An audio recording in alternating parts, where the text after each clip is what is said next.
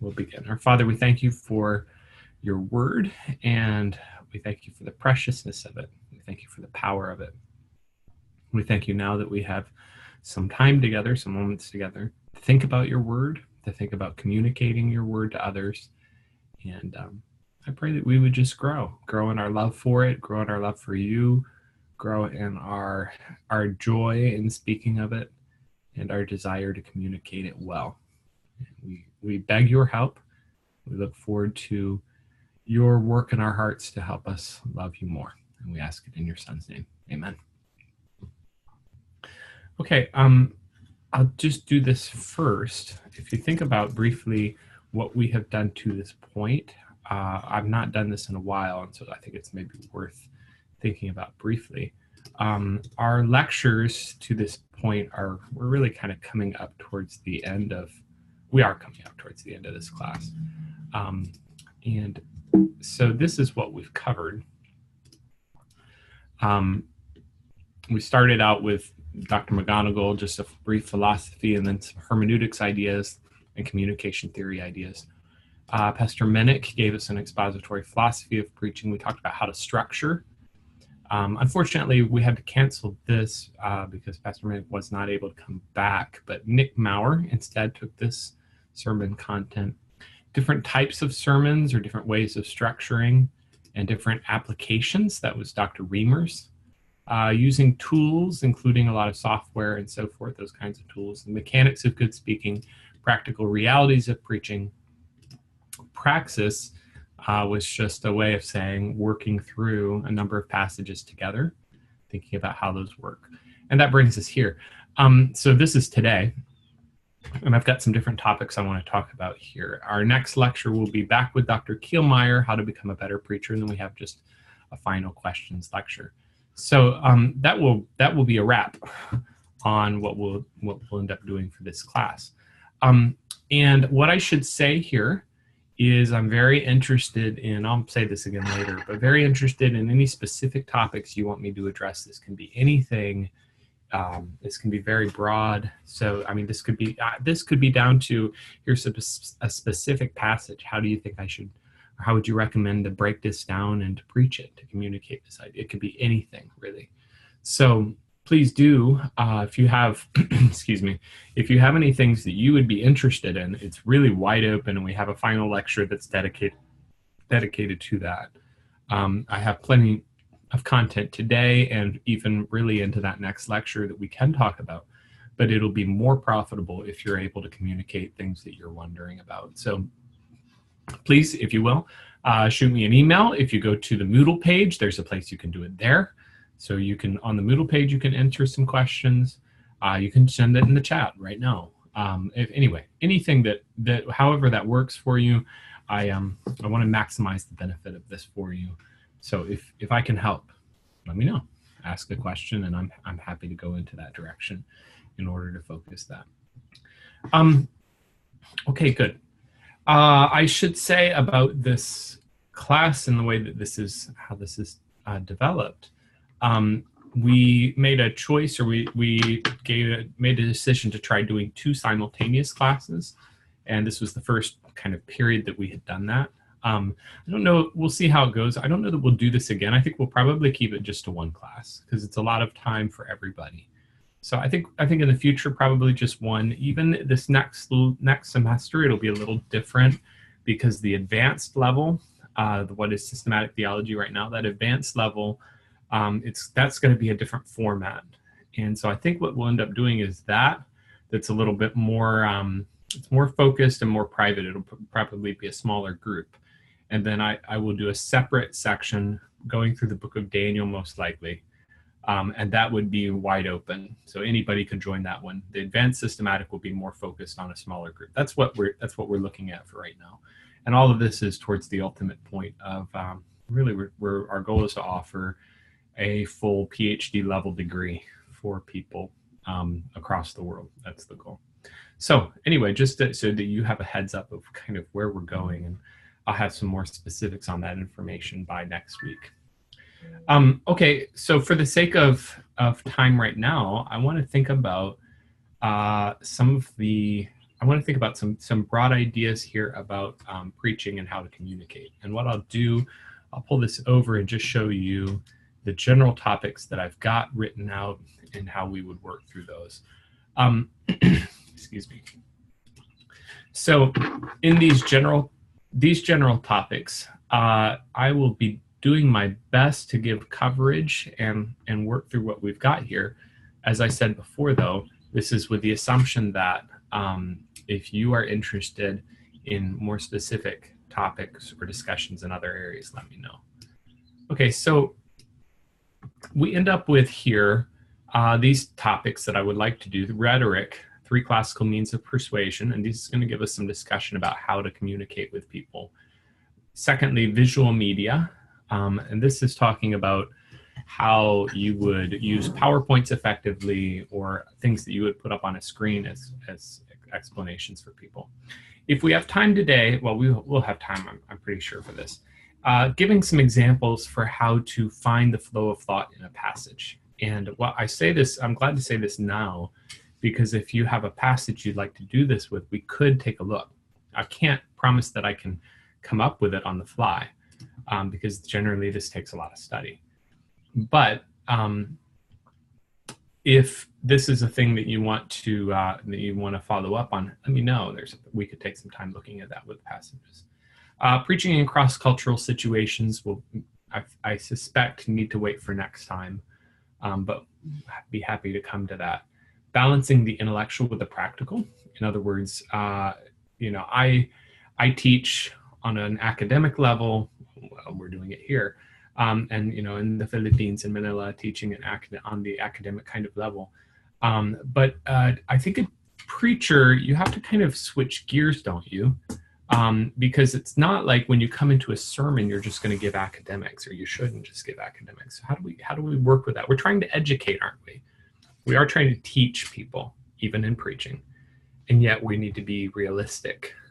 We need to be balanced with how we're balancing the academic with the practical, or let's say the exhortative.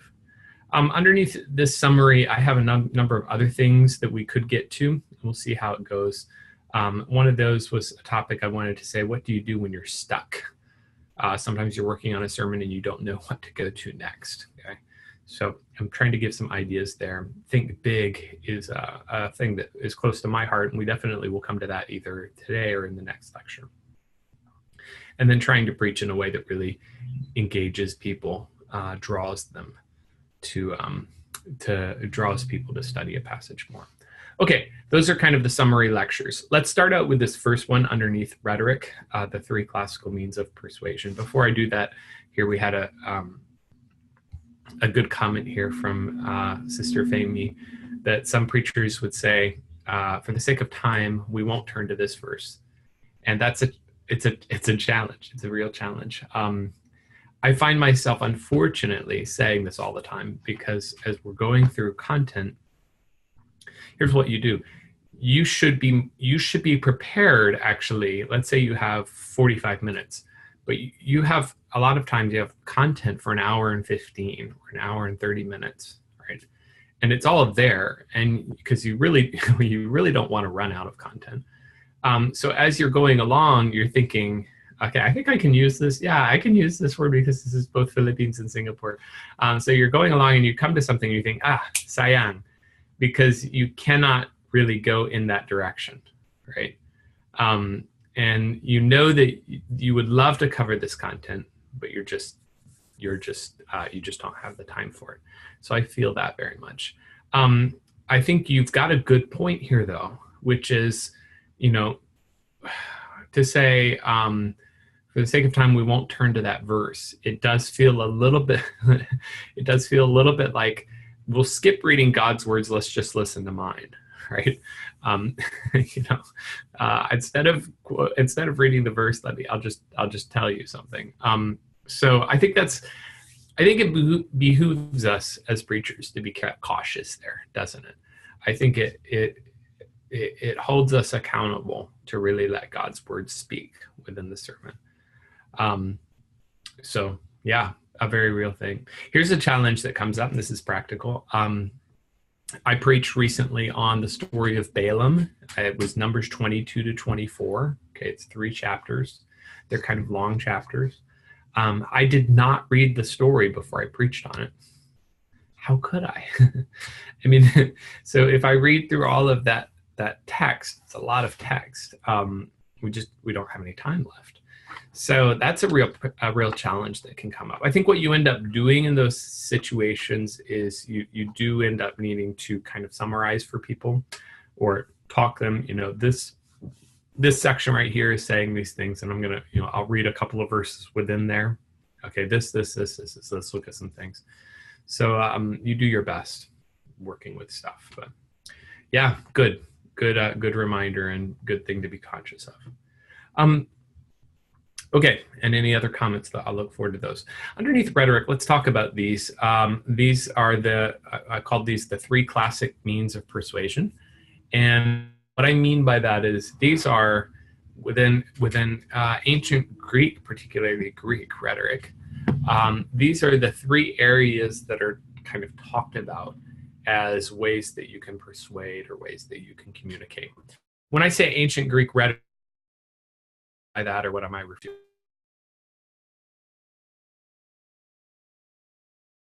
to? Well, there's a lot of interest in Greek thought, in rhetoric, and particularly Aristotle set out some canons of thought on rhetoric that are still with us today. Okay, now Aristotle, not a believer, and very much it's pagan thinking. Okay, so it's there. On the other hand, a person like Aristotle or another of these philosophers is given, let's say, categories like the image of God, and let's say categories like general grace. Not God's special grace, but God's common grace. People like this can have valid thoughts and they can have valid insights, but you take these valid insights and you run them through the sieve of biblical thinking, right? And you end up throwing out some things and you end up accepting some things. For instance, when we're talking about Greek rhetoric, here's a fundamental difference. Some of the way that this thought developed, okay, particularly certain movements within Greek philosophy, they would study how to manipulate and how to persuade regardless of the truth of what was said, right? And the idea being, whether you believed it or not, it was kind of guns for hire. It's like, I'd say, here's what it is. It's the equivalent of lawyers in 2017, okay? There are periods in Greek thought where there are people that are basically available for hire, and it's to the greatest bidder. And then you give them a thing you want them to say, or speech writers. We have speech writers today that do this, right? And they will create for you a persuasive, effective speech. And they'll stand up in demagoguery. They'll stand up and just make that happen, okay? And that's where we are fundamentally different on that level. That we're going into this task with the belief, not just that you're going to take any old content and try to make it interesting to people. That's not it. In fact, that's completely not it. On the other hand, what we are saying is you're going to take the eternal truths of God, and you're going to use some of this analysis. There are some concepts here that are helpful, but you're going to take the eternal truths of God, and your goal is to take these skills or some of these insights, use them in order to communicate as clearly and as definitively as possible. God has spoken. I'm not speaking. God has spoken, right? And so I would say, while I end up using some of this content from actually pagans, in some other way, I would say what I'm doing, or what we're doing when we preach, if this is the direction that their thought is going, our thought is actually going the opposite direction. I mean, in some ways, what we're saying is the exact opposite of what they say. Because we're suggesting that I am not the speaker ultimately, but I'm speaking for someone. I'm speaking for God. Okay, with that introduction, then, here are 3 things that I think can help us understand, or let's help us analyze. And when we do this together here, what's going to happen? We're going to do what I said. If they're going this direction, we're going to follow with them, find some insights, but then we're going to turn around and actually go the opposite direction. Okay. The first thing here is logos, communicating logical and reasonable content. And the analysis here for them would be that you are going to produce a syllogism. You're going to produce a, let's say, all men are mortal. Socrates is a man. Socrates is mortal. A syllogism like that. So this, 3-step syllogism and so forth. And their argument, they would say, logos, or logical, reasonable content, often is the most powerful of these 3 means of persuasion. Because if you can demonstrate to somebody with a hard, fast, absolute syllogism, 1, 2, 3, that something has to be true, that's going to be really persuasive. Okay, should be anyway. Now let's think about that a little bit, or analyze it. In some ways, what I would say here is this particular canon, or this particular discussion, is so core, it's so fundamental to what we're doing here. And I apologize. Let me make this a little bigger so that we can be able to see better.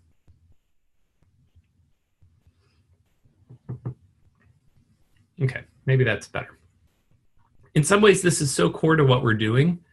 This has basically been what we have discussed the entire course. Okay, and so I'm not going to go a lot into this area, because we've just, when we did the hermeneutics lecture, when we talked about a philosophy of preaching, this is all what we're doing. It's the content of what you say, right? In other words, the information that you're communicating in your preaching, that's what this is. Well, that's absolutely core, and that's what we've discussed the entire class. And I don't feel necessarily that I need to go a lot down that track today in order to make the point. What I do want to say underneath this, if you think about 1 Corinthians 1 and the analysis that happens there, Paul's argument is, we will not speak with man's wisdom, right? We'll not speak with the wisdom of this world. We'll not speak with the wisdom. Say it in these terms. It's my preaching. It's not necessarily my goal to make that make sense, in the sense that people in a 2017 context look around and go, oh yeah, good. That fits the society's values. That fits what we believe and accept as a society. Sometimes my goal as a preacher will be to state the truth in such a direct, contradictory way to what the society thinks about things. Sometimes my goal will be to actually sharpen the point of the blade. My point is actually to say it in such a way that it cuts right through the absurdity that is my society. Okay, and I think we're all probably conscious of our own societies and the way that they're broken. I'm in the United States right now, and so I encounter a lot of things, and you probably see some of these things come up on the news as you see other countries and international news and so forth. I mean, my society is broken. the thoughts that our societies have about ethics and morality and so forth, it's broken, okay? But it's absurd. And they end up saying really, really foolish, absurd things because they reject truth. Okay? And underneath this logos, or this reasoning, part of what I'm doing is I'm not trying actually to demonstrate that the biblical viewpoint makes sense to people in the way they think in 2017, so much as I'm trying to show them that God has spoken, right? And actually that the way people think in 2017 is messed up, because God's word is the true. Okay, that's all I'll do with logos, just for sake of time. But say this, suffice it to say, and I'll come back to this, that this is kind of the core of the entire course. And this is what we've done all the way up to this point. Which leads me just to discuss these 2 others. Let's talk about the second now, pathos. Demonstrating your own emotional engagement with the topic, moving people to emotion themselves. Okay, so from the Greek rhetoric analysis standpoint, the idea here would be, or the reasoning here would be, if you want to move people to see your viewpoint, or you want to persuade them, then you show them personally that you feel so strongly about this.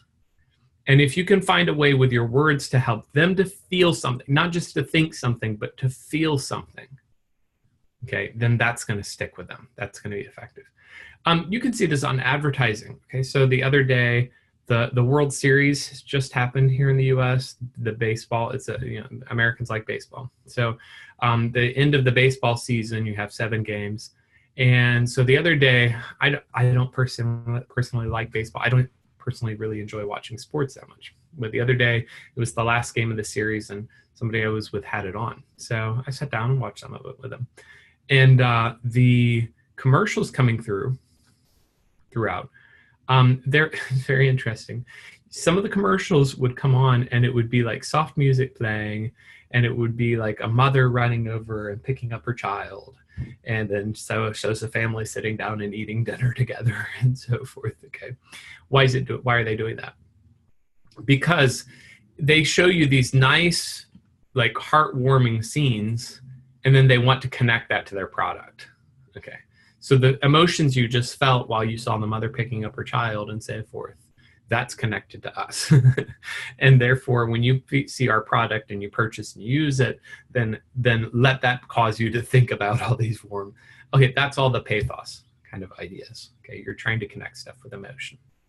Now, how would that connect to the way we view our preaching, and how do these relate? I'm going to go the negative first. And the negative is this: we don't need to invent emotion. We don't need to come up with stuff. We don't need to create stuff in terms of emotion in order to make God's word connect with people. Okay, and this is really important to me. Sometimes I get the sense or the feeling that is kind of the power in some kinds of preaching for some people. The thing that really grabs are the illustrations.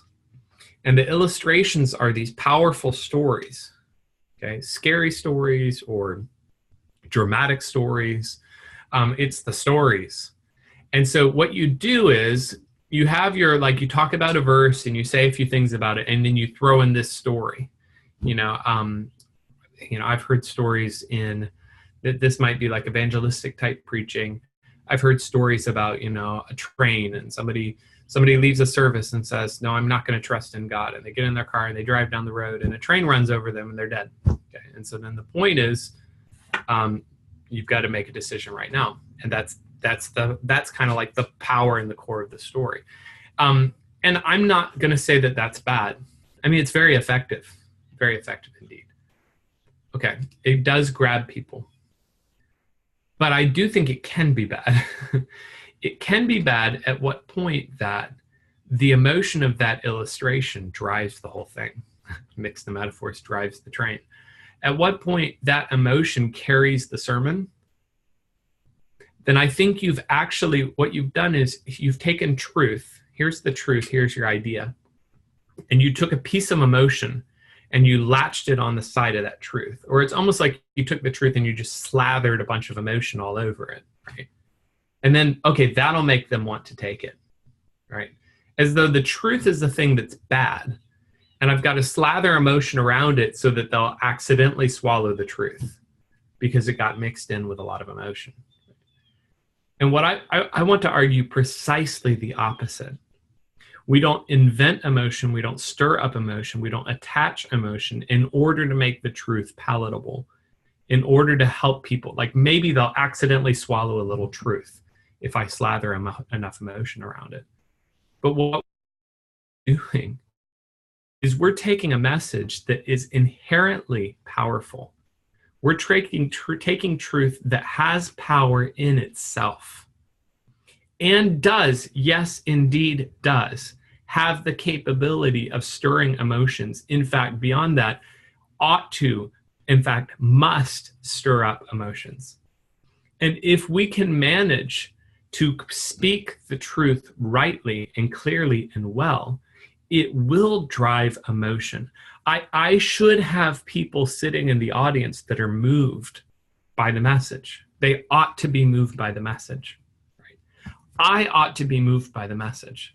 I ought to feel the emotion, and I ought to feel it powerfully, but not as something that's contrived, not as something that's created and invented, but as something that is inherently and in and of itself driven by the truth.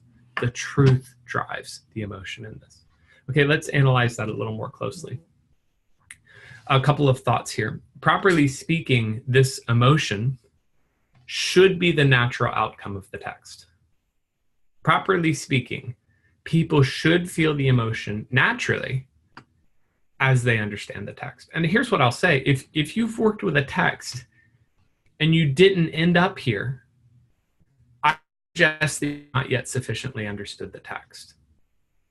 Right? In other words, if you work with a text and you come away and it's kind of still flat or still kind of boring, then I don't know that you've grappled with it yet. Keep on working with the text until the power is there. Until the power is there. Okay, a couple of subsidiary ideas here. I recognize the same emotional power. In other words, there are texts that have a more explanatory information type nature to them. Okay, so for instance, do I read Matthew chapter 1, the genealogy? Do I read Matthew chapter 1 and find myself moved to tears? Well, not typically, right? So I recognize that that's a very informational type text. It's giving me a lot of information.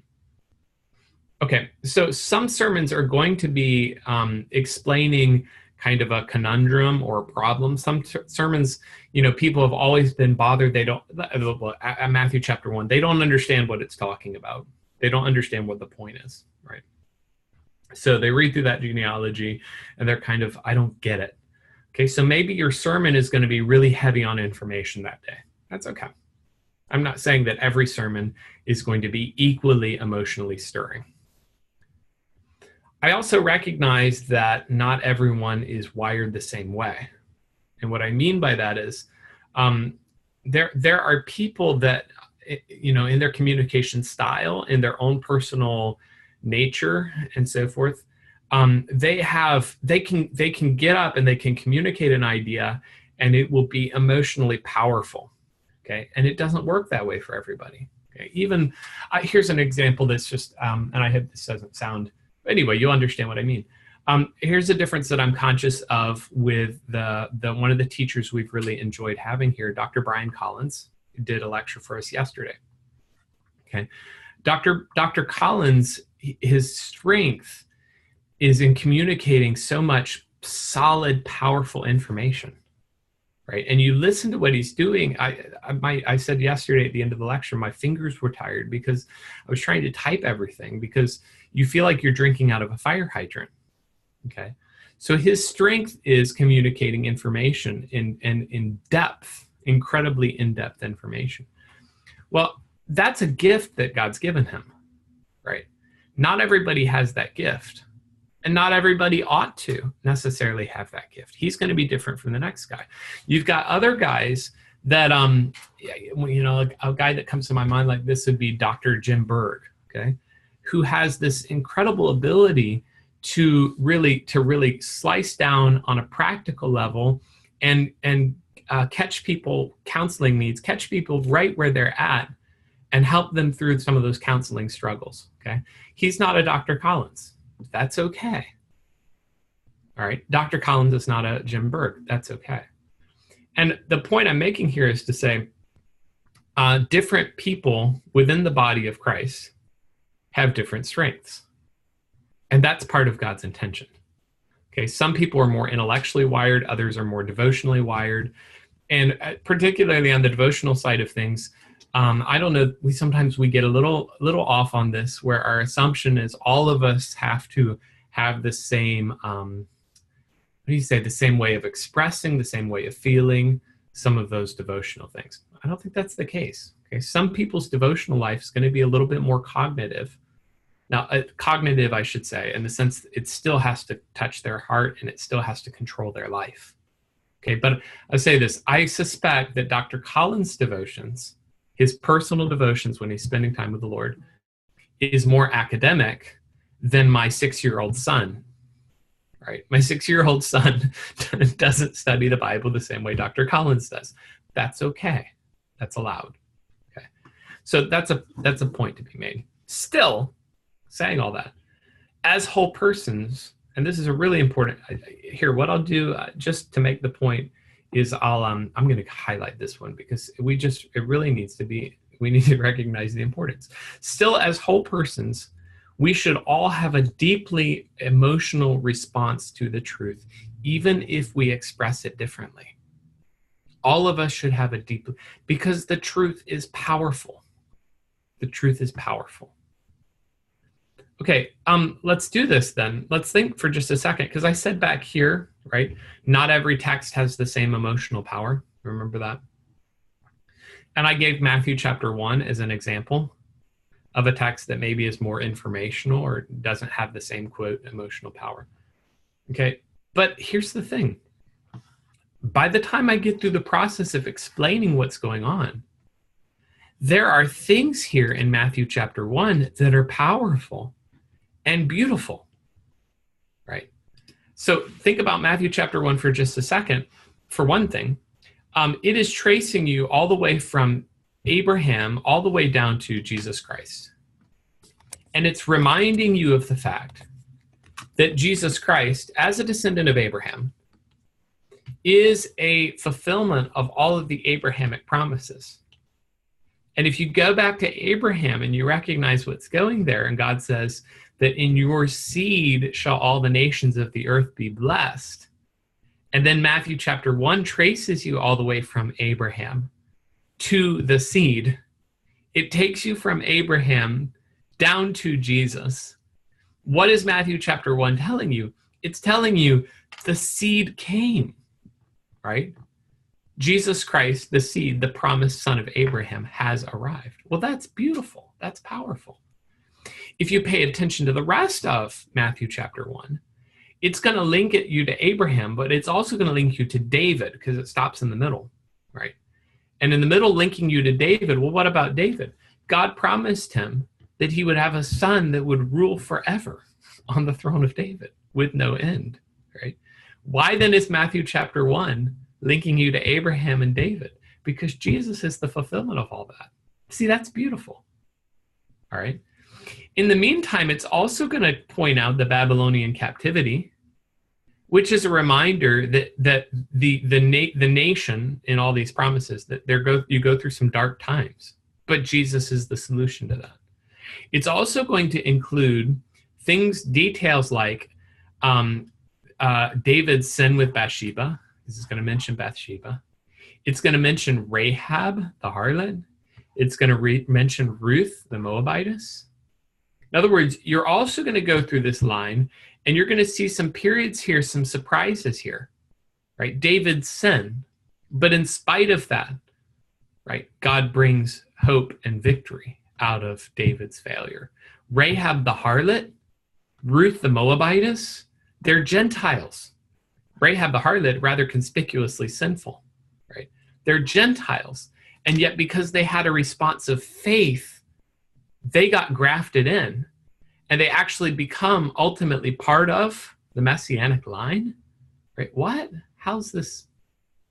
Okay, so when you put some of these things together and you make these connections and pull these things all together, you're actually blown away by the beauty and the power of what actually happened here, right? And all of this is a fulfillment of God's grand purposes coming down to the Messiah, right? In the Messiah, I find then, even in his genealogy, the fulfillment of God's promises, the fact that in response to faith, God saves surprising people, uses even wicked people, but it's not just the Jews, he brings in Gentiles, right?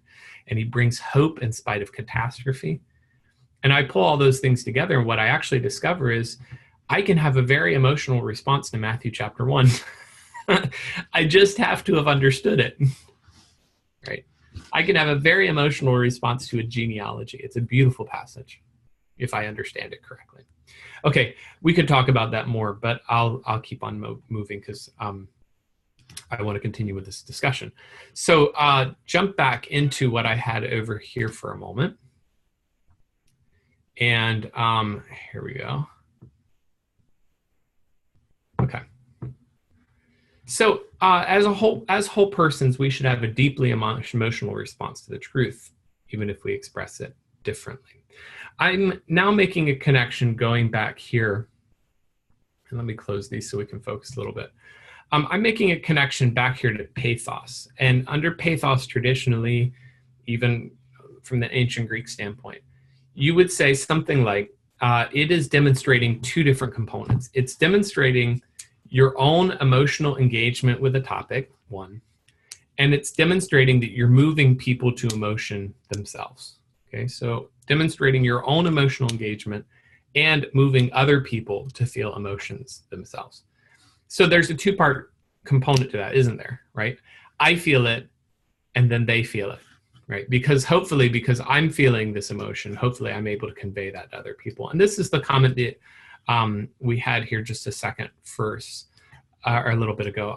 Sister Femi just commented here, the preacher must feel the emotion first, right? So that's exactly right. These two are closely linked. And what I mean by that is to say, my own love for the truth should also grab other people. It's when I love the truth and when I convey my love for the truth that other people will start feeling it, right? And let's analyze this a little bit more, or let's process this some. First question I would ask is just this: why should they be interested if you aren't? Well, I mean, if I'm standing up in front of people and I'm communicating, conveying ideas in general, or let's be more specific and more pointed about it, I'm communicating the word of God. God has spoken, and here's what he said. If I'm standing up there to say God has spoken, and I am not personally engaged, interested, or just, let's say, fully and completely rapturously in love with this truth about my Lord, look at the power of this. It's incredible. It's beautiful, right? If I don't feel it, they definitely won't, right? So on some level, what this starts with is my getting to the point that I sufficiently understand this truth and that I'm overwhelmed by it, that it controls me, that I love it so much that when I start talking about it, they're sitting there going, oh, wow, wow, he's so excited. There must be something here. Okay. What I want, or what we want when we're preaching, speaking, communicating, we want someone to feel like our love for the Bible is contagious, right? You want to have a comment, something like what I heard after a friend of mine spoke. I saw a friend speak for a group, and then afterwards talked to one of the ladies in the audience, and her comment was, wow, that made me just want to go study my Bible. Right? Because basically the friend, when he got up and spoke, did such an effective job of communicating how much he loved the truth and how powerful it was in his life that it was contagious. And somebody else says, wow, I really want that too. Right? And the net result of this then is that you're spreading a contagious love for God's word. That's what you want to do.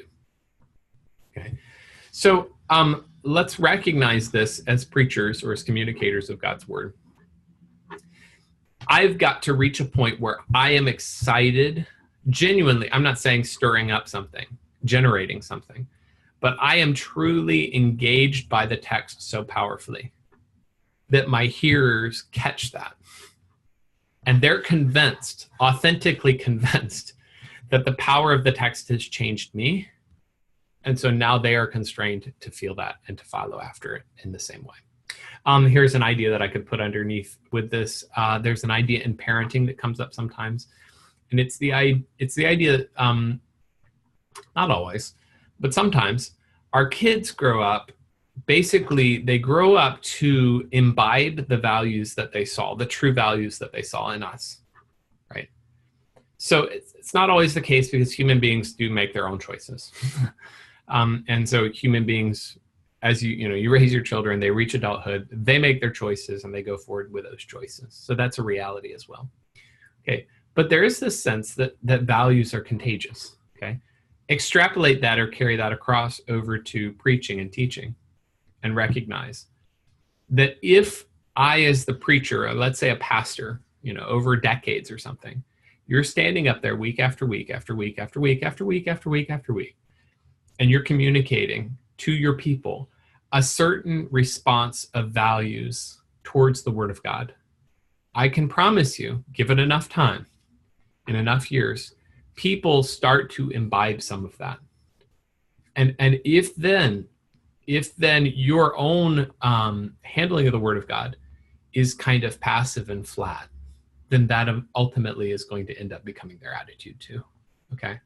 So you're hoping that whatever I'm presenting before them as an example is going to be good. That if they started to become like me and their attitude towards the Word of God, that would be a good, positive, helpful thing for them, not a bad thing. Okay. What happens instead though? These things are linked, right? I want my love for God's Word to be contagious. Other people hear and they go, wow, I need that love, or I see that love. That must be a beautiful thing because he loves it. What happens instead? I think what happens instead is we fail to be moved by the text itself, not because there's any failure in the text, but because we haven't studied it well enough. Since we fail to be moved by the text itself, then we can manufacture emotion by pulling in, an illustration or something, right? It's always possible to do this. We fail to be moved by the text itself, so we manufacture emotion, and in essence, then we short circuit the entire process because we just created emotions, created feelings. I'll try to find this video during the break. There's a great video from it's a person who's written on preaching, done a really good job writing on preaching here in the U.S. And he gives an illustration, and he makes it really emotional, really powerful. Okay. Then he makes the point, if that's the core of my sermon on Sunday morning, what did my people just get a blessing out of? And the answer is, they got a blessing out of my illustration. Well, that's not preaching then. That's like motivational speaking. That's like a TED Talk. Okay? That's cute and that's lovely and it'll pay the bills, but it doesn't change lives. It doesn't change people. It'll get them back there and it'll make them put stuff in the offering plate, but it won't change lives. Okay. So if we then choose to go this route and start manufacturing emotions, we've short-circuited the entire process. This is why sometimes we feel like a person who shows extreme energy is a great preacher, right? I mean, there are people that will get up there and the energy that's coming out of that pulpit is just electric. Well, it works in the sense that it keeps your attention. That works. But it might just be a substitute for the power of the truth. In other words, in some ways I want to argue, I believe really strongly in being energetic and engaged. I believe very strongly in preaching in a way that shows that power and energy, because it is a beautiful, powerful thing. But in another sense, I want to say that the power of the truth, let it stand on its own. Let the power of the truth grab people by the collar, hold them up against a wall and say, you've got to believe this. Let the power of the truth do that, right? Now, if that means then communicating well, if that means then making your point well, that means using illustrations or using colorful language to do that. I just said a second ago, let the power of the truth grab them by the collar and push them against the wall. Well, that's an emotional way of saying it, right? If that means that, that's okay. It's still got to be the ideas that drive it, not just stories, Anytime that emotions short circuit or overwhelm content, then we have moved from communication to manipulation. Okay, both can work and get the job done in the sense of get the sermon into people's minds. But our calling is to do the former and not the latter. Our calling is to communicate, not to manipulate. Okay, this is a discussion, interestingly, that happens in the context of rhetoric, and I mean this in a secular way. There's people that are creating commercials. Okay, they analyze some of this stuff. Okay, and the analysis goes that you can create like your cutesy commercial or whatever that will make people just attach an emotion or a feeling to a product rather than actually think about the product. Okay, where there are other people who want you to think about the product, and so they actually work hard at communicating information.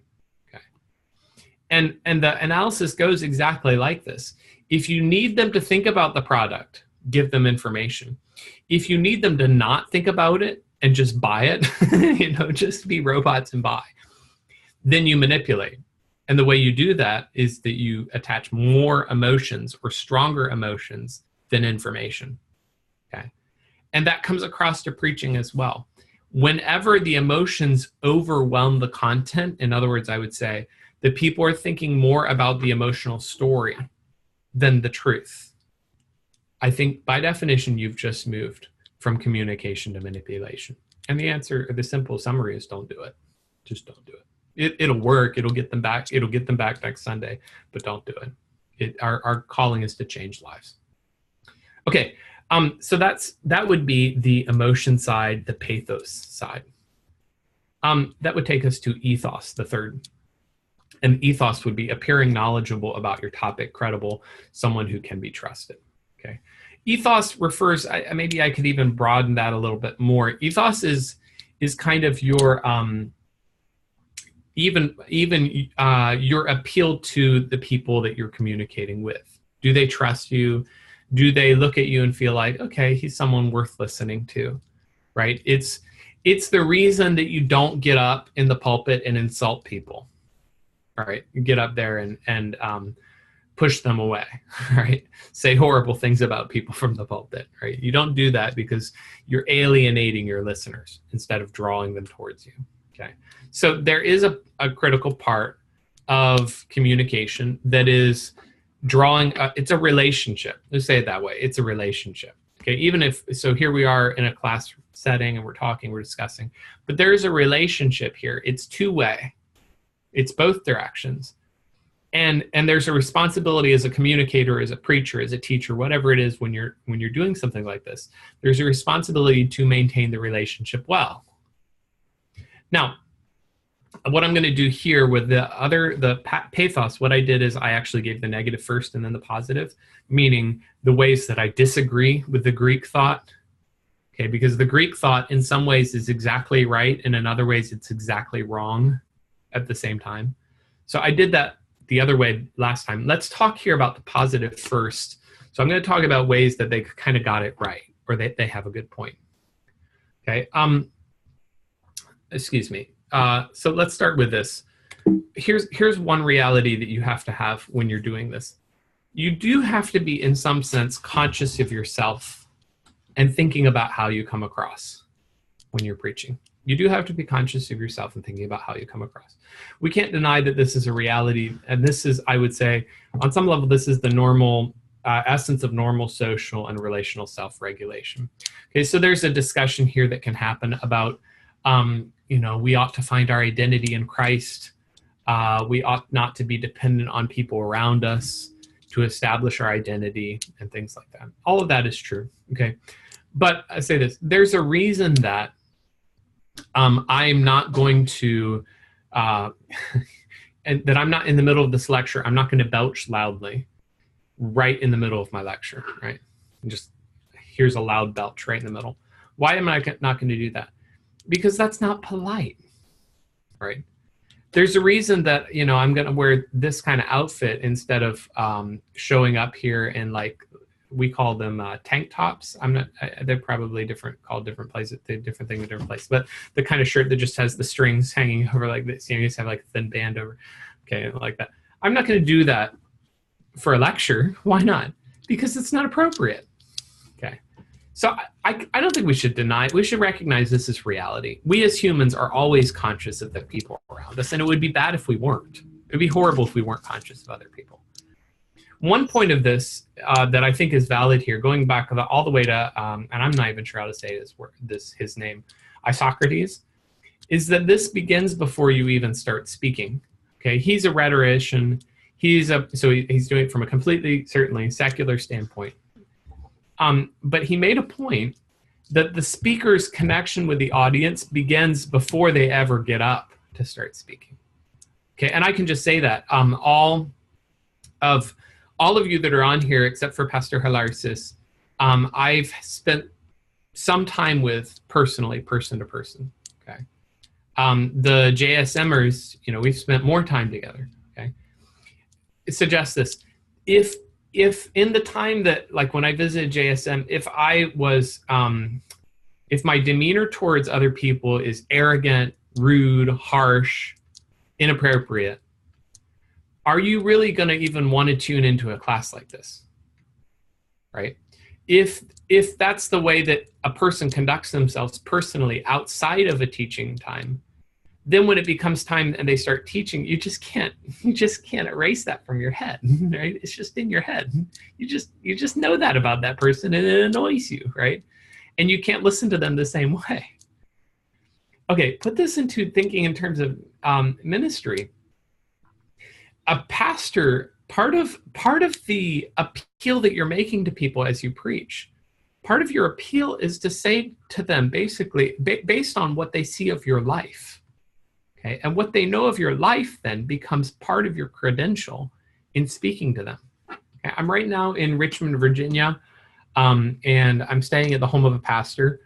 Okay, part of the effectiveness of his ministry here in this place, part of his effectiveness is his family, because his family, all 4 of his kids, are in some way connected into ministry or are serving the Lord faithfully. Okay, and so as he now, they're all grown up, as he now speaks to his people, he's able to fall back on some of that. Okay, if he speaks to them about child rearing, then he really has something to say, because they can see the results. All right. So I think this is a core point. When I'm standing up to preach, I've got all of the history of my interaction with those people that are part of that preaching moment. The history of the way I've conducted with myself with them is part of what's going on now as I communicate a truth. All right, there is also a tension here, though. And this is where I'm going to cut backwards against the Greek thought idea. Where the Greek thought idea would be, the more you can get people to like you, the better, right? The more that you can make them excited or like you as a person, the better off you are. There's another direction that I want to turn the train around, and I want to go cut exactly against. I said this Greek thought, what we've discussed here, in some ways is exactly right and exactly wrong. Okay, here's a sense in which it's exactly wrong. My goal in preaching is never to create a cult following. My goal in preaching is never to make them like me, to make them want to like me. What I mean by that, that they approve of me, right? I mean, in one sense, as I stand up as a preacher, I'm conscious of myself because I want to be sure that I don't say things that come across wrong, right? And so I don't want to. I am conscious of myself, and in one sense, I have to say I want them to like me, in the sense of I want them to respect that the truth has touched my life. I'm not a jerk. Okay, that's what you want to. You don't want them to feel like you're a jerk. Okay. Most significantly, because you shouldn't be a jerk. Don't be a jerk. Okay. So that would be the basics. So yes, there's a sense in which I need people to like me as I preach. You need people to like you in a certain sense as you preach. But that can't ever be the goal, because otherwise you're just creating a club with you at the center, right? And there is 0 point in that. So what I really want, I want, and let's now state it in terms that is going to capture the balance of this. I want to remove any distraction of me that gets in the way of the message. In other words, what I said earlier, I don't want to, if you know me outside of a teaching time and I'm arrogant and rude, then when I get up to teach, that's all you're thinking of. What just happened? I distracted you from the message because I'm a jerk, right? And by being a jerk, I made the message impossible to listen to, okay? But if I turn this into a cult following, and you got this all over where my society in the US, all over the place, mega churches and so forth, okay? If I turn this into a cult following where everybody says, I want to go hear that guy because he's so cool.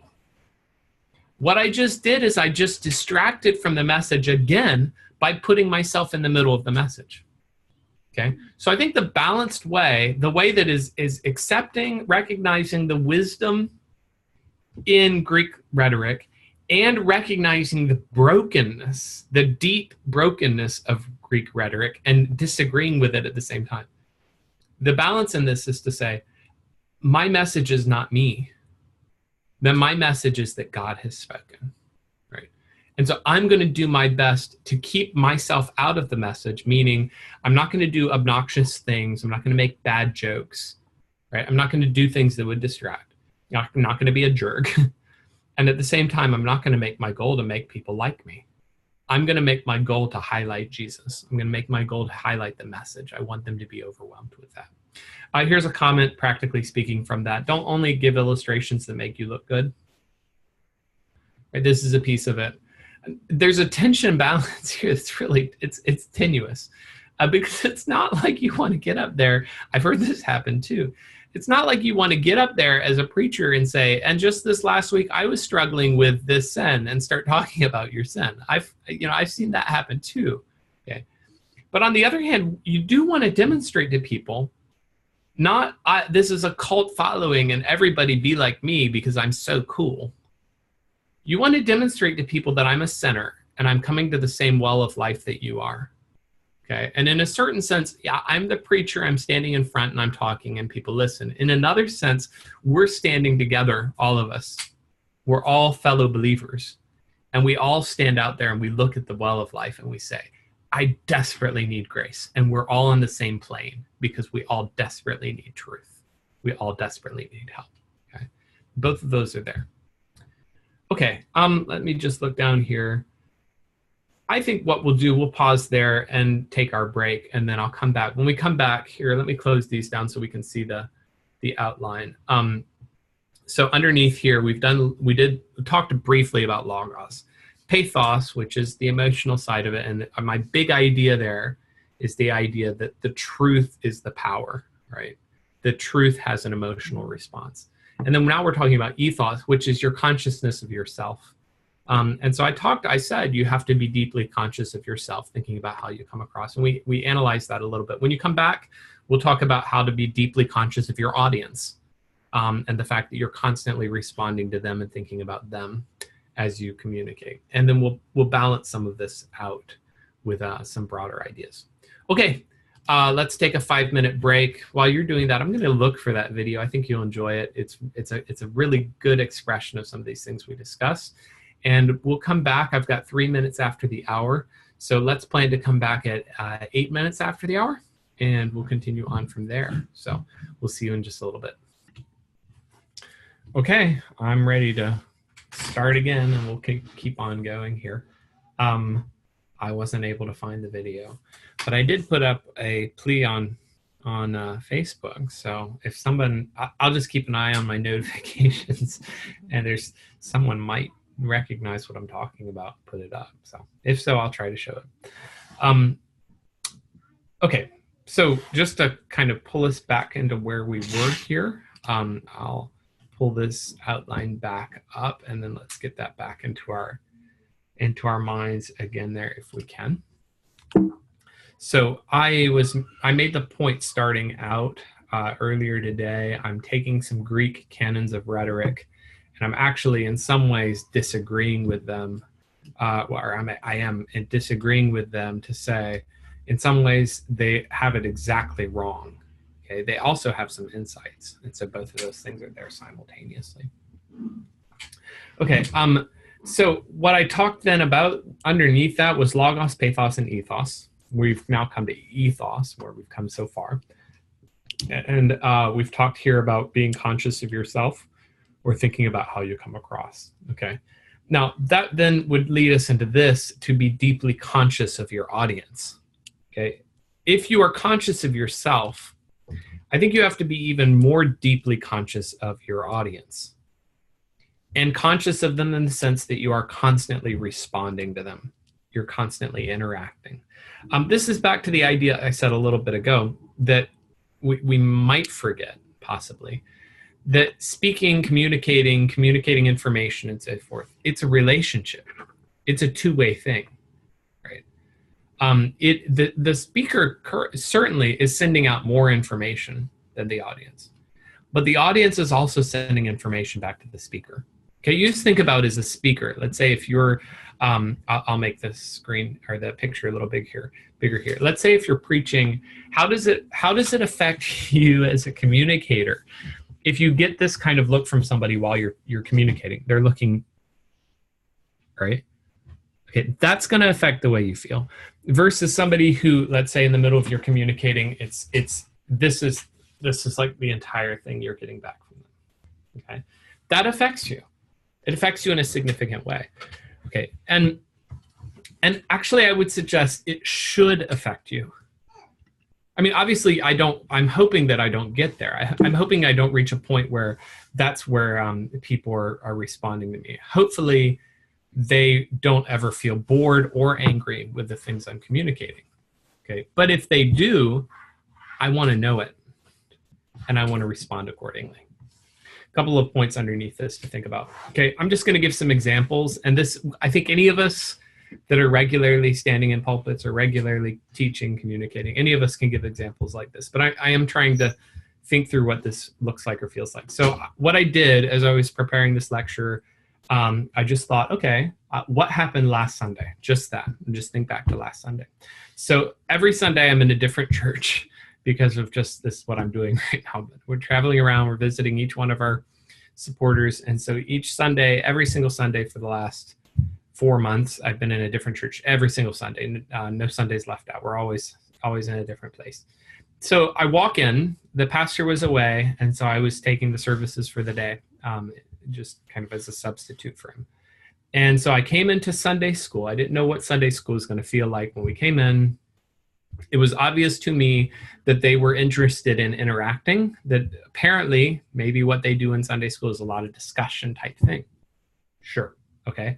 So that affected the way, even I realized, I didn't think about this till later, but that affected even the way that I was standing.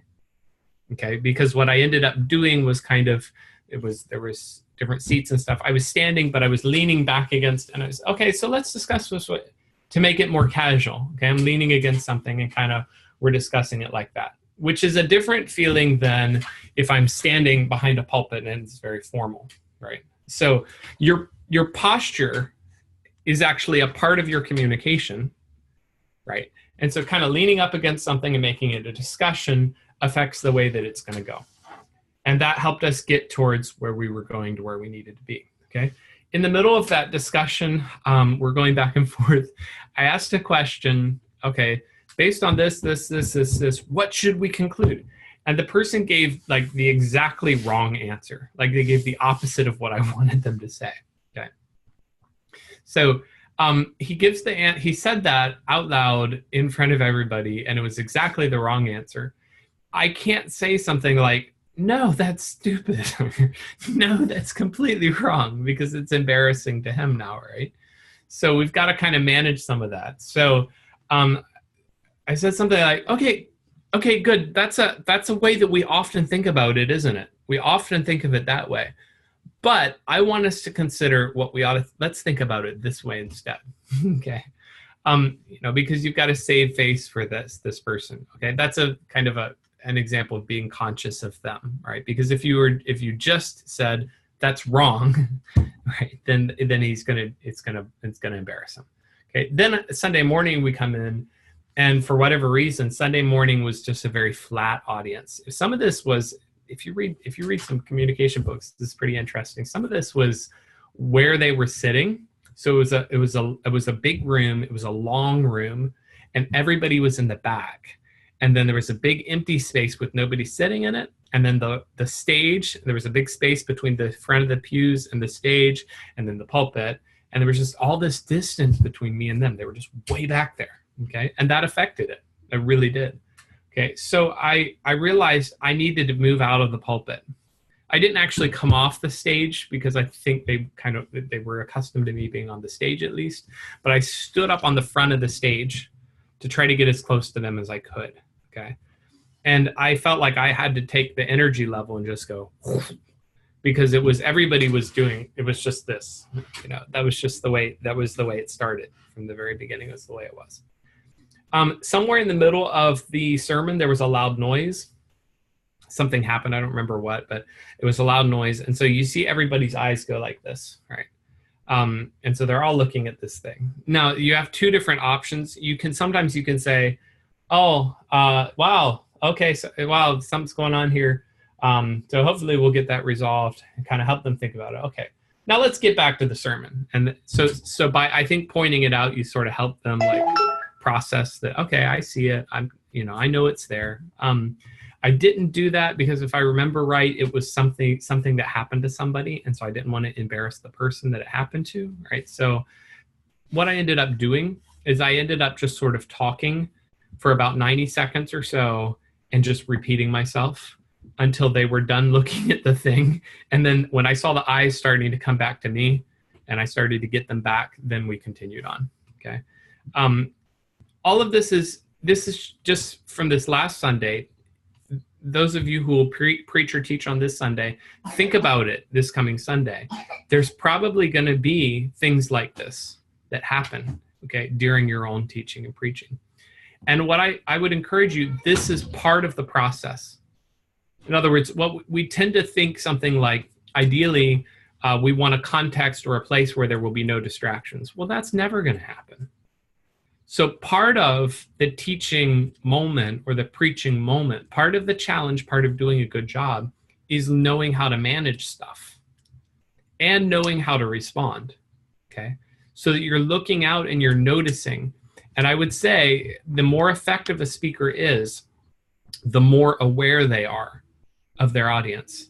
That you look out there and you recognize and you realize, I don't think that guy's getting it. That person seems distracted. That person seems bored, okay?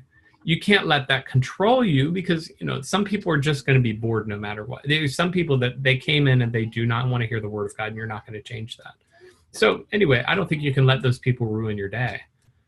But you have to be responsive to at least be aware to know what's going on there. I said here, there's a way to be excessive about this.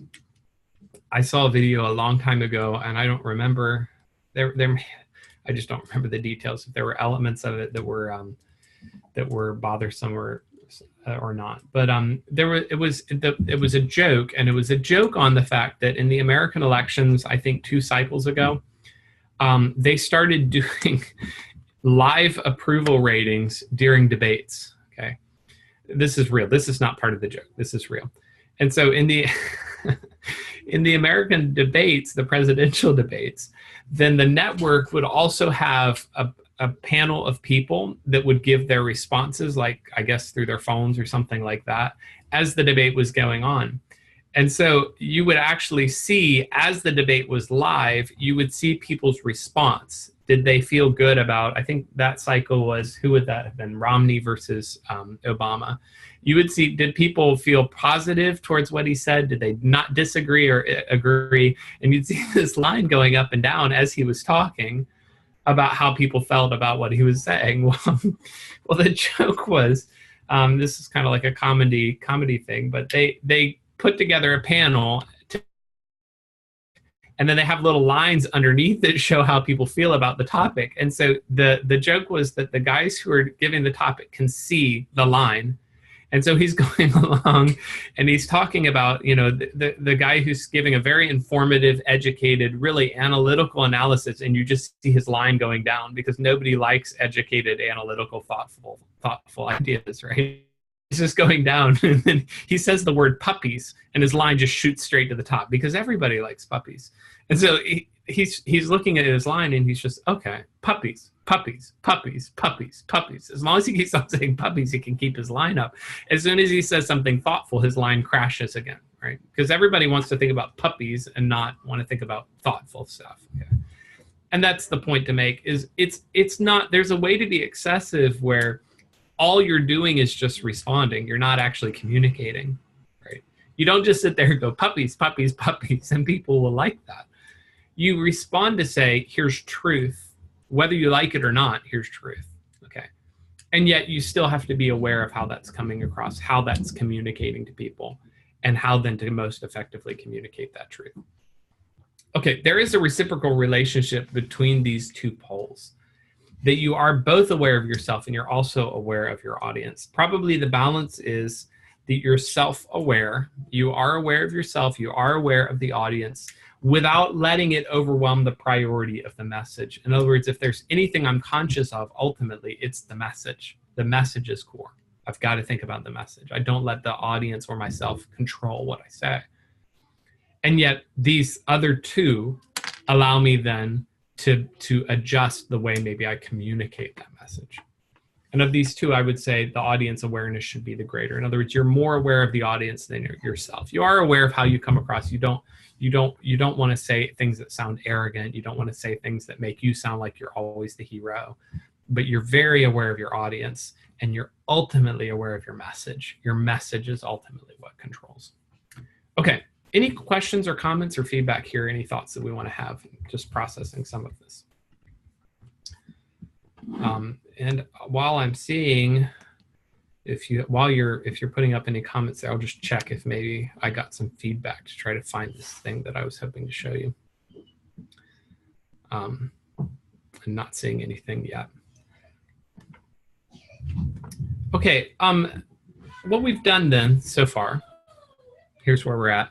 We talked about these three classical means of persuasion and what that means, how that we agree in some ways and then strongly disagree in others with what these classical viewpoints would be.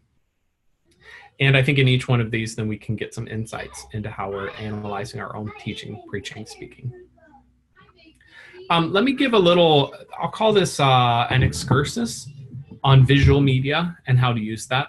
Okay, so it's a kind of a side little discussion. It's not part of our main core discussion. And here's what I'm going to argue. I'll actually close this back out.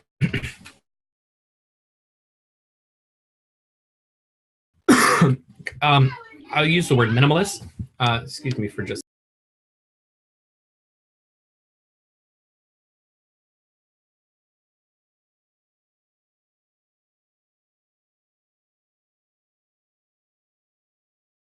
Okay, I'm going to argue for a bit of a minimalist viewpoint with visual media. That might sound, well, anyway, in my own teaching, I do end up using a decent amount of stuff that I put up. Like, you know, I'll put up a display, a graphic, some kind of thing like that. Even I've used that significantly here. Okay, but I'm going to argue still for a minimalist in the sense that I'm going to argue, particularly in preaching, not just to assume I ought to have a PowerPoint because I ought to have a PowerPoint because I ought to have a PowerPoint. I'm going to argue that you only put things up when you really have a purpose in putting them up. You only put things up when you really feel like it adds to the total package of what you're able to communicate by putting it up. And if it doesn't actually add something positive, don't bother. Because every time you put something up in visual terms, every time you put something up, you're actually taking away a little bit from the attention ultimately that you want to have as a speaker. Okay, put it in other terms, visual media can be a benefit. It can help you. It also exacts a cost.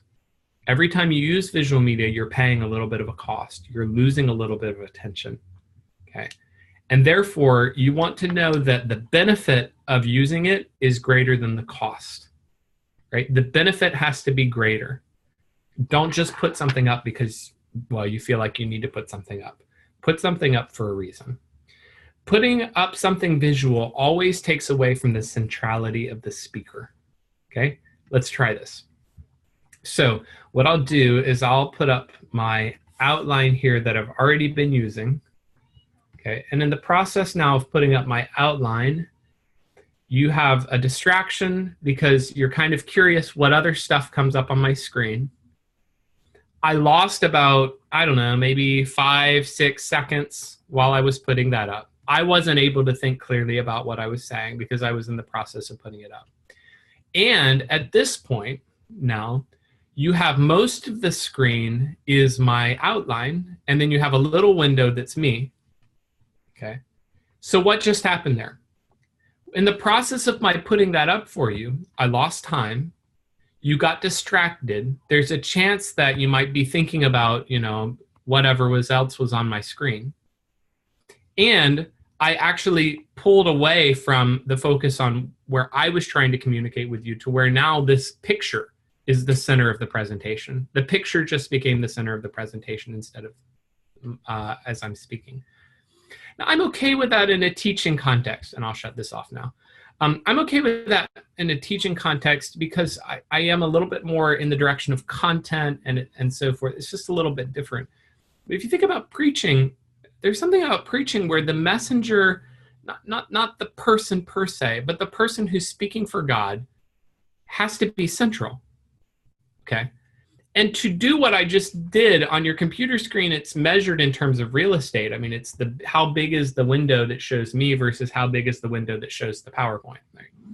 But in a preaching context, you have this thing behind your head, typically, this big screen behind your head that's showing an image, right? And chances are, for the rest of the message, their eyes are distracted between the two. Are they looking up at the screen or are they looking at you, right? And if you have good graphics and pretty stuff and things like that going up on the screen, then they're probably going to end up looking at that more than looking at you because chances are what's on the screen looks better than you. And as a result, then, what you just did is pulled away from the centrality of the speaker and as such, then the centrality of the message. And it's actually like bifocals, or it's actually like a split attention. Right? You took their attention and you split it in half. And part of that's going up to the screen. I'm all about the idea that if I'm going to put something up on the screen, I want it to look good. I don't want it to be ugly. Right? I want stuff to look good. But if you think about that a little bit, let's say if what you've got on the screen is like a beautiful scene, beautiful scenery, or a beautiful landscape and stuff like that's going up on the screen. What's going on here is that you're kind of like throwing some visual eye candy in order to help keep your sermon interesting, right? And I'm going to say that sermons should never be about eye candy. Sermons should always be about the message, right? So you actually pulled away from the centrality of your message by throwing some eye candy up on there. And in the process, you lost a little bit of attention, okay? So here's what I'm going to say. Visual media is powerful. Visual media is powerful. It will overwhelm words. What you put up, if you put up pretty pictures or pretty diagrams or other little pretties up on the screen, then that's going to be more of a magnet for their attention than you are. And you will lose something in the process. I am thinking here of an experience I had one time. This was probably 7 or 8 years ago. So we went down to visit family, and it's an aunt and an uncle. They attend a mega church. Big evangelical mega church, huge church. It's one of the biggest churches in Atlanta. Okay, so we're there with them, and we're there for their sake. Okay, this is not the kind of church that I want to attend, but we're with them and we wanted to be respectful. And anyway, you know how this goes. So that's what we did. So we went to this church with them, and the whole first 30 minutes of the sermon, you had it was incredible. Hi, Caroline. Excuse me, my daughter just came in. Bye, cutie. So you have all this eye candy going on. You have, loud songs, and then you have all these colored lights, and then you had videos, and it was back and forth. And it was just like a sensory experience. I mean, just blowing you away, right? And it was like that for 30 minutes. Loud, video, everything. Okay, so they got done with that. And then, do you know who Ravi Zacharias is? He's an apologist, Indian. He's a very effective speaker, very effective. Okay, he was the speaker that day. So they got done with all this, and he got up, and I was kind of looking forward to hearing. I'd never heard him in person, and so he's a very effective speaker, and he should hold your attention and so forth.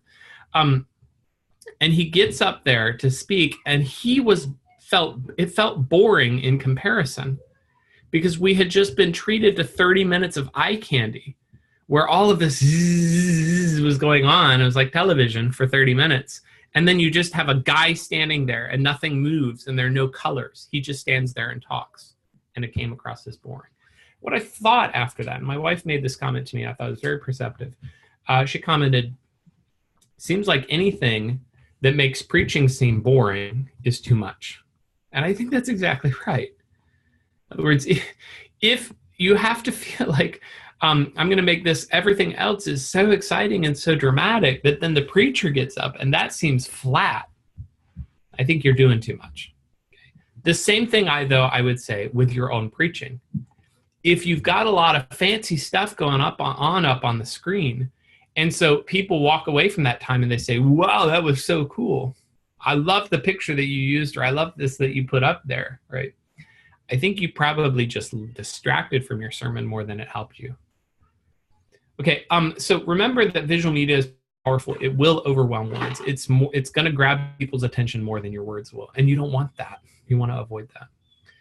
I would say as well, as part of that, if you aren't using what's on the screen, if you aren't using it right then, get it off. Okay, if it's something you are currently teaching from, fine. Okay, but if not, give them something neutral. And I typically have, if I'll be doing diagrams or whatever, I have a black screen that I can go to. I'll create one screen on there that's just black, okay? Because that way, if I'm going along and I need to move away from, I'm not using what's on, I put the black on there. I want them to just not think about that. I want them to focus their attention. Help them out, help them out. Clear that so that they're not thinking about it and get their attention back on you. Never, never have something on the screen because you just think you need something on the screen. Never put something on the screen just because you think you need it. You don't need it. For thousands of years, we've had nothing on the screen. So if for thousands of years we never had anything on the screen, you don't need it now. Right? Never put it up there just because you feel like you need to have it up there. Never just put up bullet points for your outline. Excuse me.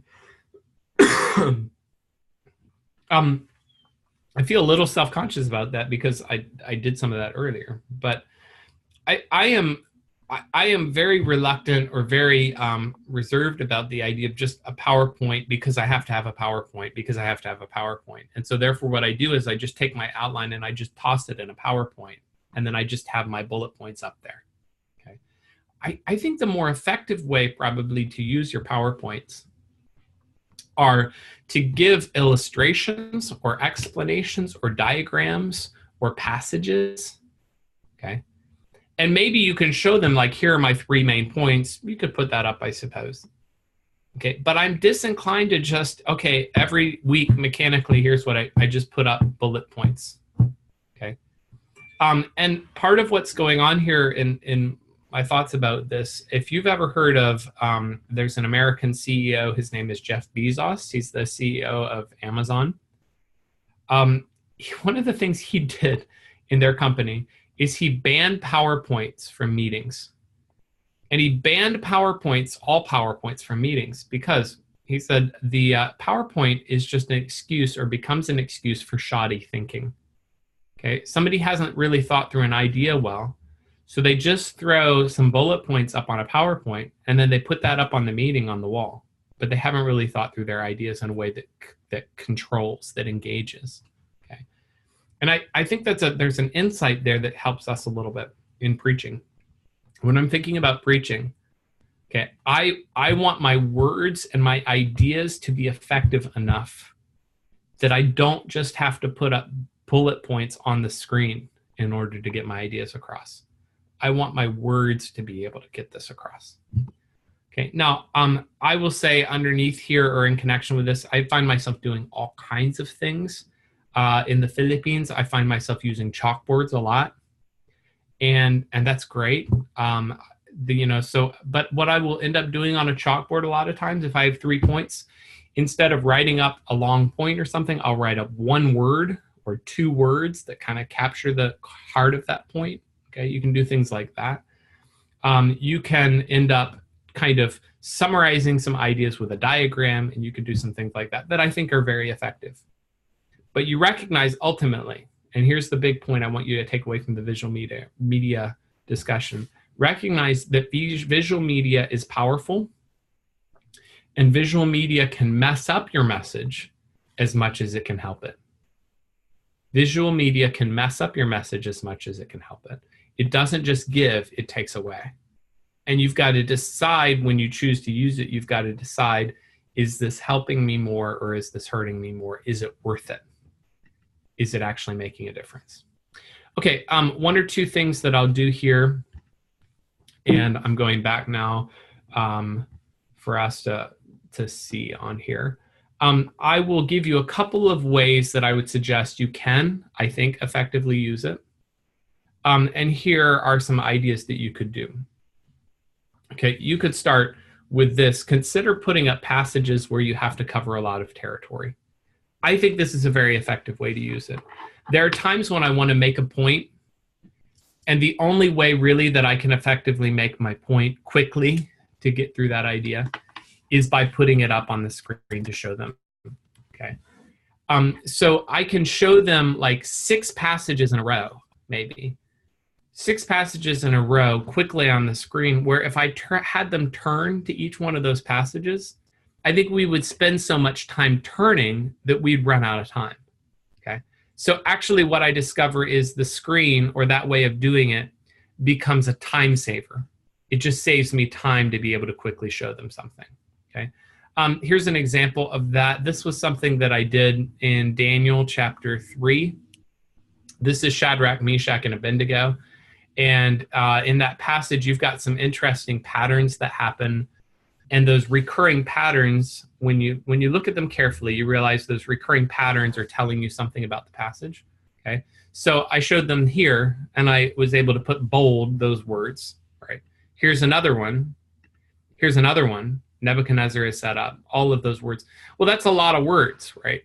For me to walk them through the passage and show them verse 1, 2, 3, 5, 7, 14, 15, 18, it takes a lot of time to get through all of that. Okay. And just to keep on going, if I wanted to show them passages outside of the New Testament or outside of that passage, and I wanted to show them, here's 10 passages across the Bible from Genesis to Revelation that illustrate this point. A lot of times it's easier for me to just put it up on the screen than to say, turn to passage 1, now turn to passage 2, now turn to passage 3. I can read all the passages in a short period of time. I can get through all the passages in maybe 3 minutes, versus if I walk them through passage by passage, I just can't get through that much. Okay. So I think it is a way that I can save time. It can help me get there a little quicker. Here's another valid use, or at least I hope a valid use, where I think I can do some things. This is again in the same sermon. This was Daniel chapter 3. And I wanted to make the point that God's knowledge and God's power, this is actually taken from chapter 2. Those two themes show up in this poem. Okay. Well, here's a way to make the point a lot quicker by doing the colors. So knowledge, blue, well, you see wisdom, wisdom, wise, knowledge, understanding, reveals, knows, light, wisdom. And you also see power. So you see might, changes times and seasons, removes kings, might. Okay, so those colors are tying into those words in all those places all the way across, right? And I think I can be a lot faster and a lot more effective, hopefully, in communicating that with a diagram than I can if I actually had to talk my way through some of that. So I think, at least for me, using some of these diagrams helps me get there a lot faster and a lot easier than if I was just trying to talk my way through it. Maybe I'll pull up one more. Here's something that some of you, the JSM people, you've seen some of these because I've done them before when I was with you all. But this was a discussion when I believe I was talking about, this was coming through in Revelation. And, excuse me. So this was an attempt to show that there are some themes that stretch out from the 7 churches of Revelation.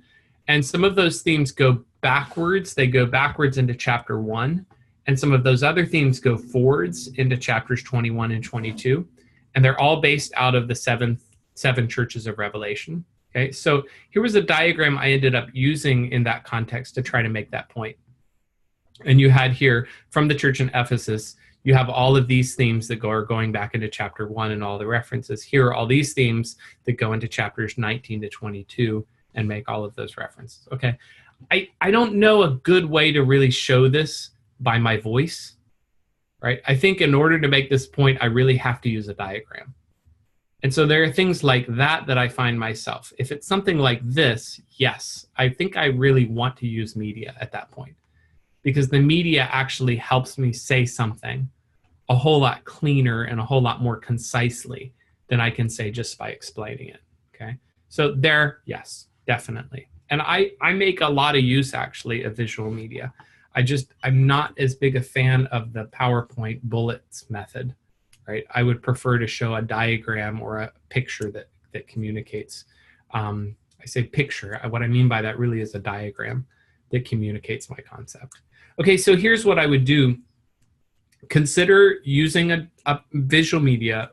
One, what I said a second ago, when you have to cover a lot of territory, when you have to cover a lot of passages, and it's just going to take too much time to turn to every one of those passages individually. The discussion we had earlier, I would prefer that somebody is in that place in their own Bible. But ultimately, if I do that with all those passages, I just can't look at that many passages. So I can just get through more passages sometimes if I'm able to show them on the screen, okay? And we just move faster that way. Pastor Halarsis, I don't know in your context how this works, but I do know in Hilarmi, where I pastored in Barangay Holy Spirit in Quezon City, one of the things I wanted to do there, I really, really wanted people to use the Tagalog translation. I'm assuming where you're at, probably Bisaya. But I wanted them to use the Tagalog translation. I was trying to push them that way. One thing I found myself doing there a lot is because they may only have an English Bible with them, I started putting up my Bible, and it was the two sides, English and Tagalog, side by side, and then I would scan through because I was trying to convince them to use Tagalog. So that's another use of it, is because maybe they don't have a Tagalog Bible. It's kind of a way of pushing them to do that. Okay, so first was covering passages. Second is using a diagram where the concept is clearer visually. Okay, and I think that can really help you. And then I would say third, try a non-linear PowerPoint. And what I mean by a non-linear PowerPoint, it's actually not a PowerPoint at all. One thing I really, really dislike about PowerPoint is that it requires you to go slide, slide, slide, slide, next slide, next slide, next slide. It's all in a series, slide after slide, one after another, right? And I strongly dislike that because I think it is forcing you to only move from exactly the way that your PowerPoint has been created. And you can't actually explore ideas. You can't actually respond to people. You can't actually change your flow of thought. All you can say is what comes next on your PowerPoint. That's the only thing you can talk about.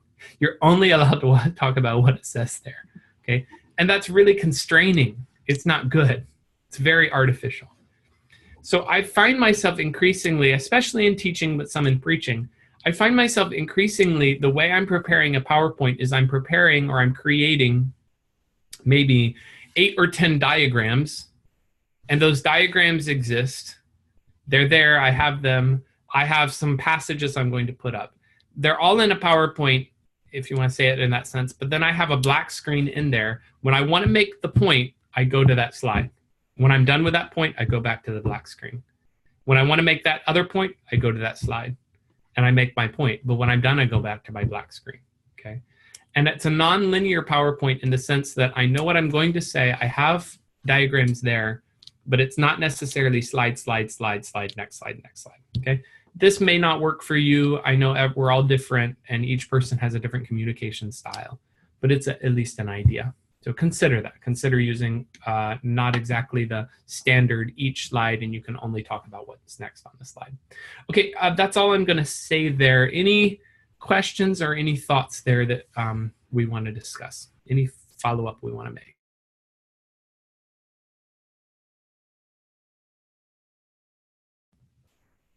I have 13 minutes here left. Can I say one thing here? Just a reminder as we finish out the time, any questions that you want me to address, shoot me a message or communicate with me in some way, that I'm very much ready, happy to discuss those further. So anyway, really glad to know your input so I can go with that. And if you have those thoughts, let's do it. This would bring me now to talk about, for just the remainder of our time, let's think about examples demonstrating how to find the flow of thought in a passage, or how to string this together. What do I mean by this? Okay, my concept here, or my core here, goes back to the lecture we discussed with structuring your sermon.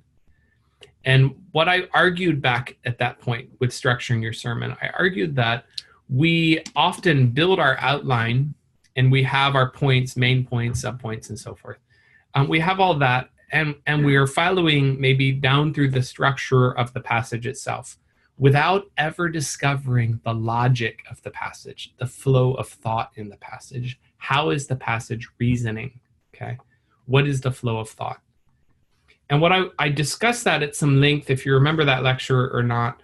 I discussed discovering the logic of the passage is the critical responsibility I have towards the passage. I have to discover the flow of thought, okay? What I wanted to do here, as we have time, is I want to actually do that, or I want to explore what that looks like, and how, examining a couple of passages, how we would do that, or what do I even mean by the logic of a passage. Okay, so I'm going to give you an example here from Mark chapter 8. The JSM brother and sister, I think we've done this before when we were in Mark together for New Testament theology, but we'll just take a look at this together.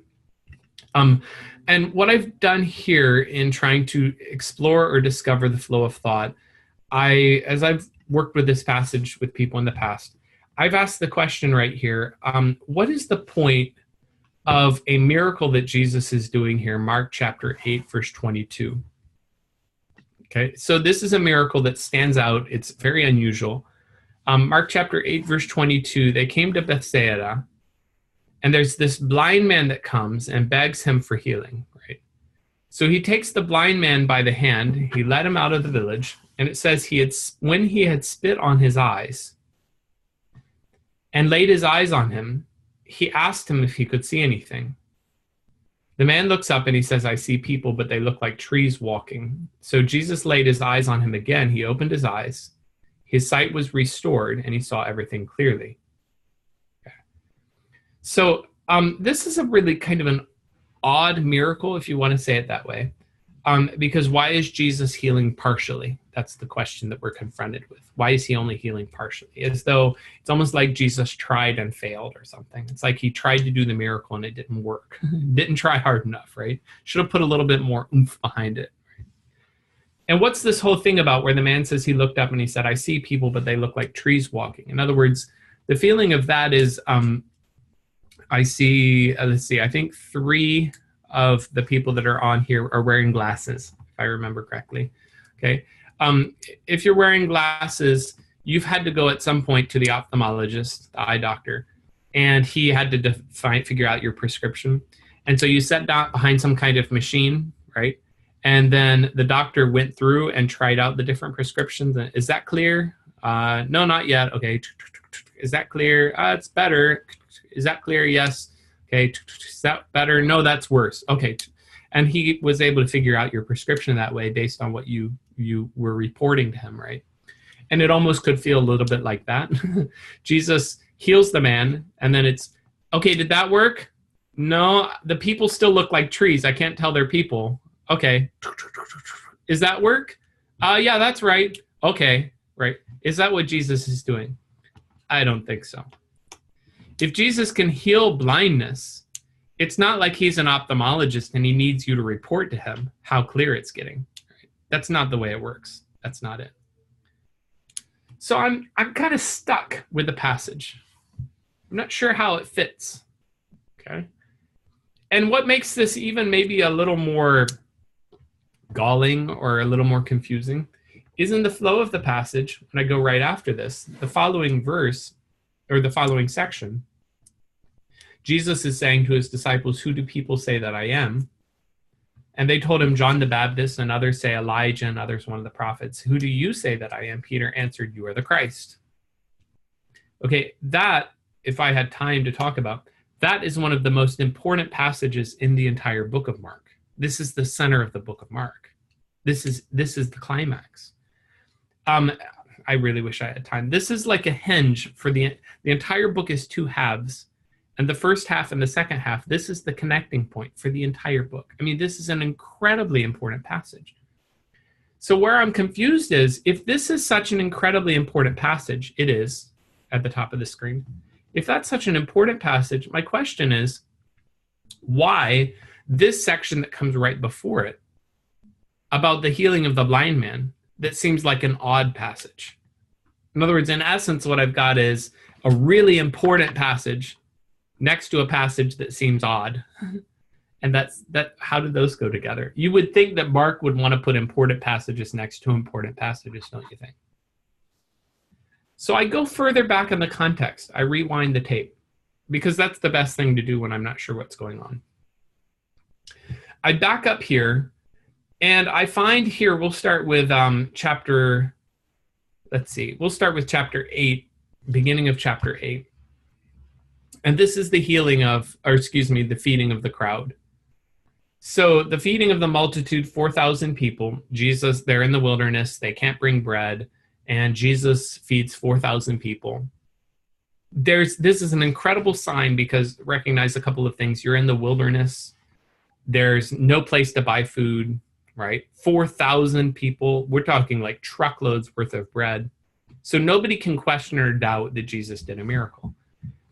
And right after that miracle is done, verse 11, the Pharisees came and began to argue and asked for a miracle, which the point is to say, Jesus just fed 4,000 people in the wilderness. Then you walk over and you say, show me a miracle? Really? Right? He just fed 4,000. How can you say, if you'll give us a miracle, we'll believe on you? No. If you do not believe the miracles he's already done, including feeding 4,000 people, it doesn't matter what he does, you won't believe him. The problem is not him, the problem is you, right? You have plenty of miracles. The problem is your heart, your faith. Okay, so that's the Pharisees. We expect that because Pharisees are bad. No, anyway, Pharisees are unbelievers. So we expect them to do things like that. Here's the surprise, the next passage. Now they had forgotten to bring bread. And Jesus says to them, watch out, beware of the leaven of the Pharisees and the leaven of Herod. So the disciples began to discuss with one another the fact that they had no bread. The disciples say, what are we going to do? We don't have our lunch. Jesus, aware of this, said, why are you discussing the fact that you have no bread? Do you yet perceive or understand, or your hearts hardened? Okay, here's the logic of it. And this is where I'm getting at, following the flow of logic. The logic of what happens here next. Jesus is saying to them, you're worried about lunch. Why should you be worried about lunch? Why? Because I just fed 4,000 people. And if I can feed 4,000 people with a loaf, then, or 7 loaves, a couple of fishes, then don't worry about lunch. So what's he going to do here? Jesus is going to say, are your hearts hardened? Do you not remember, verse 19, when I broke the 5 loaves for the 5,000, how many baskets full of pieces did you bring up? And they answered, 12. In other words, they have information. The problem's not information. They remember. The problem's not amnesia. They remember, right? They do remember. The problem is faith. How could you not get this? The 7, when I broke the 7 for the 4,000, how many baskets full of broken pieces did you take up? And they said to him, 7. Good. You remember. You are doing really well with trivia. Your trivia skills are good. How about some faith? Right. And all of that, he answers, or it concludes with this question, verse 21, do you not yet understand? And the next thing is this miracle of the blind man. Okay, so let's review and just kind of follow what the pattern was here. So event 1 was the feeding of the 4,000. So we'll make a, excuse me. All right, we'll put that down. So Jesus feeds 4,000.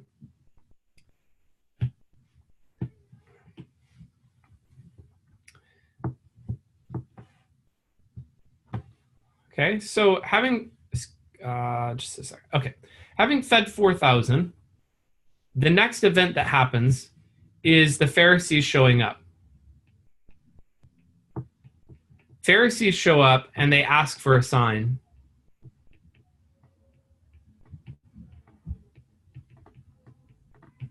Next event that shows up is the disciples asking, what are we going to do about lunch? Okay. And both of those are significant because in both cases, what I have is people that are showing incredible unbelief, right? So deep unbelief here,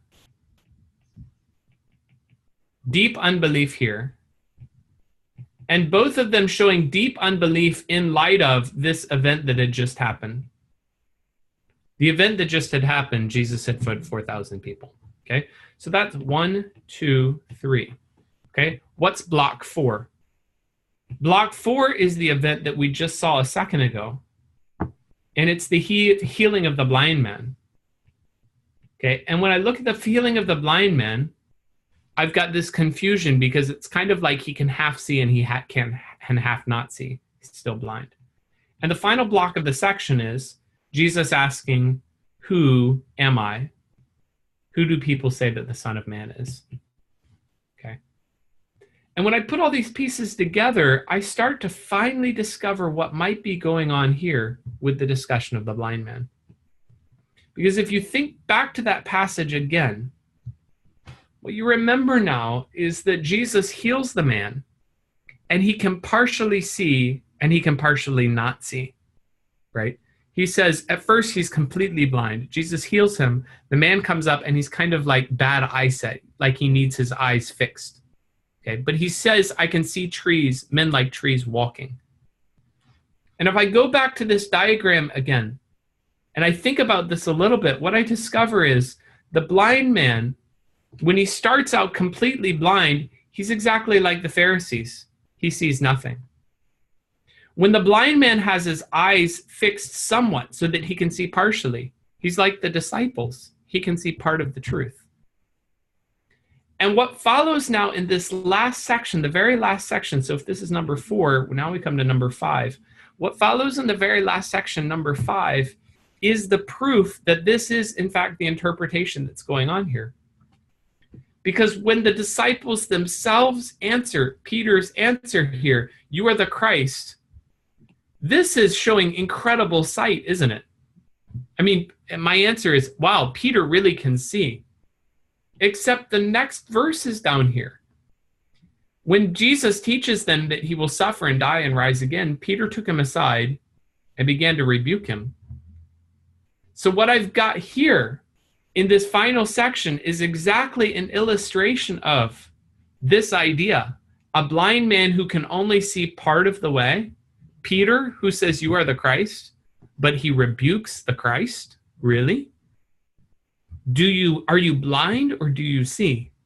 See, you're like the blind man who can only see part of the way. And when I get done with all of this, I've got a flow of thought, actually a really clean flow of thought that goes down right through these passages, illustrating faith and unbelief, and then carries me right through this illustration of the blind man who cannot see, right into this teaching about who Jesus is. What then becomes my flow of thought for the entire passage? And the flow of thought for the entire passage is this. Just like the Pharisees rejected the truth that was so obvious, sometimes sometimes unbelievers will completely reject what God has said to us, right? So just like the Pharisees, people will see the truth, they will see what God has made in this world, they will see the evidence, they will still reject. That's like the Pharisees, completely blind. But sometimes the disciples, just like the disciples, even though we have received the truth and even though we can answer the trivia questions, right? If you ask me, I can answer the Bible doctrines questions. I might still be blind. I'm actually not as blind as the Pharisees anymore. I'm not completely blind. I'm like the man that Jesus healed part of the way, right? I see trees, men like trees walking. So I know some of the truth, and yet I'm still blind in the fact that my heart is hard. I'm like Peter. I say, you are the Christ, the Son of the living God. And then I try to rebuke the Christ, the Son of the living God. See, I understand some things, and I'm still really blind in other ways. And I'm like that blind man in the middle. And the final flow of thought then is, what do I need? I need Jesus to give me sight. I need faith.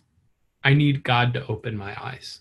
Okay, so whether unbeliever or believer, I need someone to help me open my eyes. I need faith. And I think if I work through the passage that way, what I've got there is a flow of thought. That flow of thought then becomes my sermon. That flow of thought and exploring how to understand and put those pieces together, that logic of the passage is what defines my preaching. Okay, if we have time, we'll try to do a little bit more with that kind of analysis. What we're analyzing, we're trying to discover what is the logic or the flow of thought in a passage. Not just, I could have diagrammed that story. Point 1, the feeding of the 4,000. Point 2, the Pharisees. Point 3, the disciples. Point 4, the blind man. Point 5, you are the Christ. That's not a very good sermon. What I have to do is go beyond that and find the logic, the flow of thought. And finding that flow of thought, that logic, helps me now to understand what the passage is saying to me. And if we have time, we'll try to do more with that next time. I'm going to go because I'm a little bit over time already. On our next class, we'll be with Dr. Kielmeyer, and we'll be finishing out how to improve as a preacher and as a speaker. He'll be talking to us then about how to keep on growing as a person as we continue to try to understand God's words. Thank you for your time. Thank you for this class here, and look forward to being back with you. I enjoyed this time with all of you. So I hope you have a good night, and we will see you next time.